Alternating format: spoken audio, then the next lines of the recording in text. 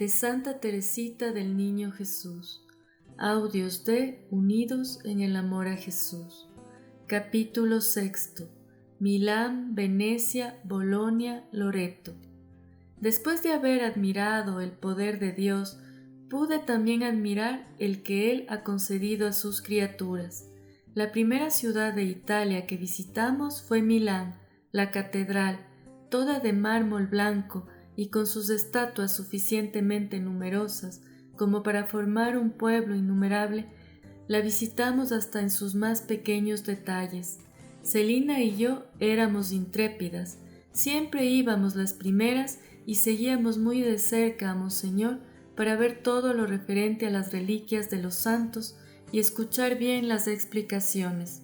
Por ejemplo, mientras él celebraba el santo sacrificio sobre la tumba de San Carlos, nosotras estábamos con papá detrás del altar, con la cabeza apoyada en la urna que guarda el cuerpo del santo, revestido de sus ornamentos pontificales, y así hacíamos en todas partes, excepto cuando se trataba de subir a donde la dignidad de un obispo no lo permitía, pues en tales casos sabíamos muy bien separarnos de su excelencia, dejando a las tímidas señoras, tapándose la cara con las manos después de subir a los primeros campaniles que coronaban la catedral.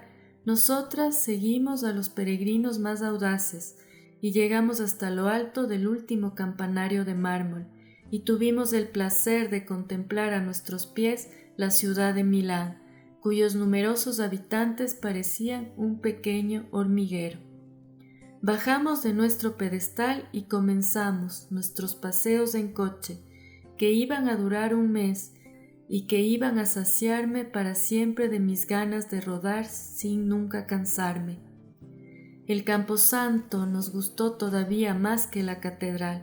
Todas aquellas estatuas de mármol blanco a las que el cincel del genio parece haber insuflado vida, están colocadas por el enorme campo de los muertos con una especie de estudiado descuido que, para mi gusto, aumenta aún más su encanto.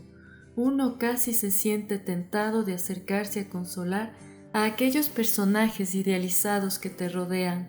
Su expresión es tan real y su dolor tan sereno y resignado que uno no puede por menos de reconocer los pensamientos de inmortalidad que debían llenar el corazón de los artistas que realizaron esas obras de arte.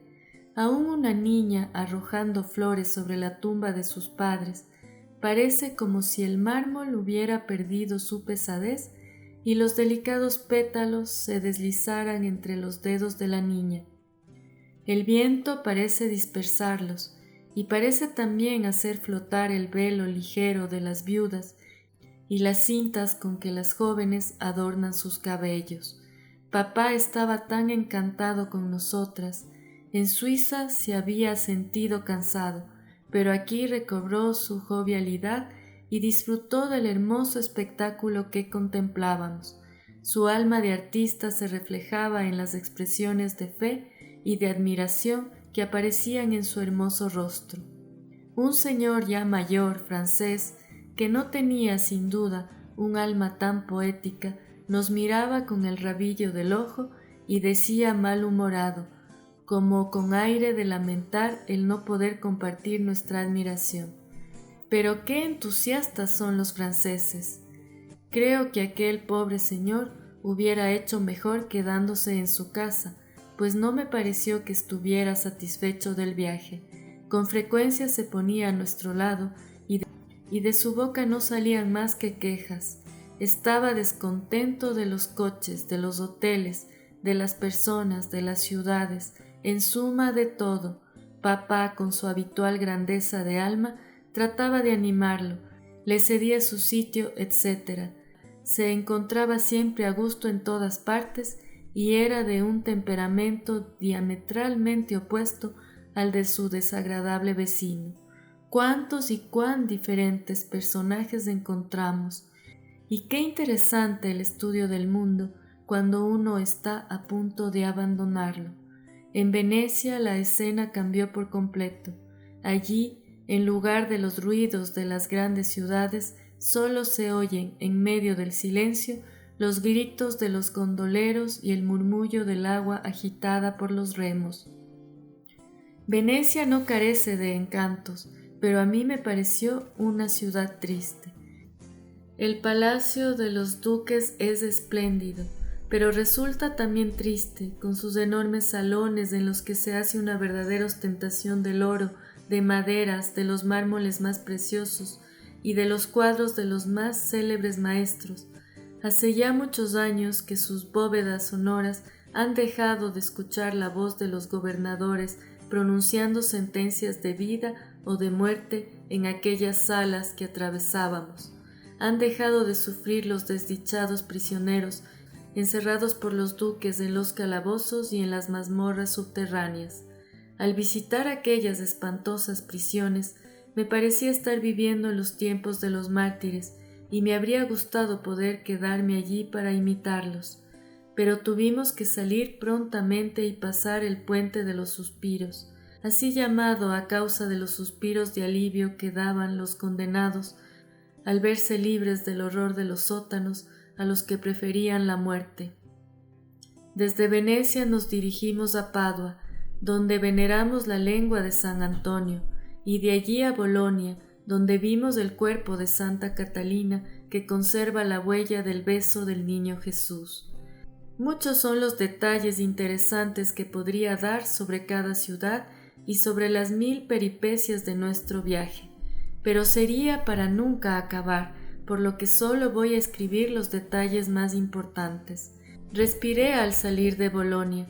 Esa ciudad se me había hecho insoportable a causa de los estudiantes que la llenaban y que formaban un auténtico cerco a nuestro alrededor cuando teníamos la desgracia de salir a pie, y sobre todo a causa de la pequeña aventura que me sucedió con uno de ellos. Me alegré de emprender el camino hacia Loreto. No me extraña que la Santísima Virgen haya elegido este lugar para transportar a él su bendita casa. Allí la paz, la alegría y la pobreza reinan como soberanas. Todo es sencillo y primitivo. Las mujeres han conservado su vistoso traje italiano y no han adoptado, como en otras ciudades, la moda de París. En una palabra, Loreto me encantó. ¿Y qué puedo decir de la Santa Casa?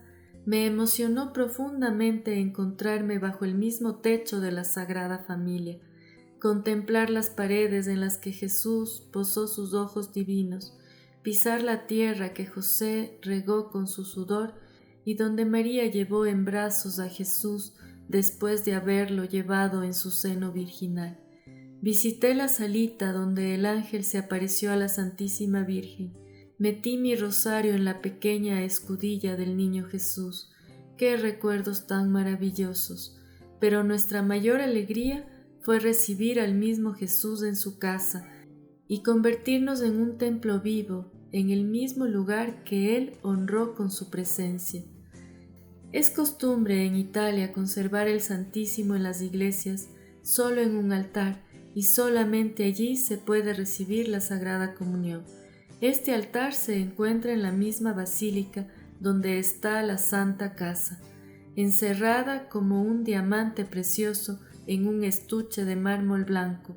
Esto no nos gustó, pues queríamos recibir la comunión, no en el estuche, sino en el mismo diamante.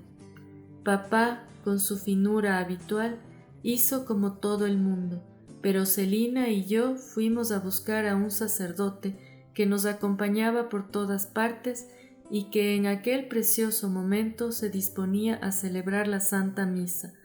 Por un privilegio especial, en la Santa Casa, pidió 2 hostias pequeñas que puso en la patena con la hostia grande. Ya comprenderás, madre querida, cuál fue nuestra ilusión al recibir las 2 juntas la Sagrada Comunión en aquella casa bendita. Fue una alegría totalmente celestial que no se puede expresar en palabras. ¿Qué será entonces cuando recibamos la comunión en la morada celestial del Rey de los cielos? Allí ya no veremos que se nos acaba la alegría, ni existirá ya la tristeza de la partida, y para llevarnos un recuerdo no tendremos que rascar furtivamente las paredes santificadas por la presencia divina, pues su casa será la nuestra por toda la eternidad. Dios no quiere darnos su casa de la tierra, se conforma con enseñárnosla para hacernos amar la pobreza y la vida escondida. La que nos reserva es su propio palacio de la gloria, donde ya no le veremos escondido bajo las apariencias de un niño o de una blanca hostia, sino tal cual es, en el esplendor de su gloria infinita.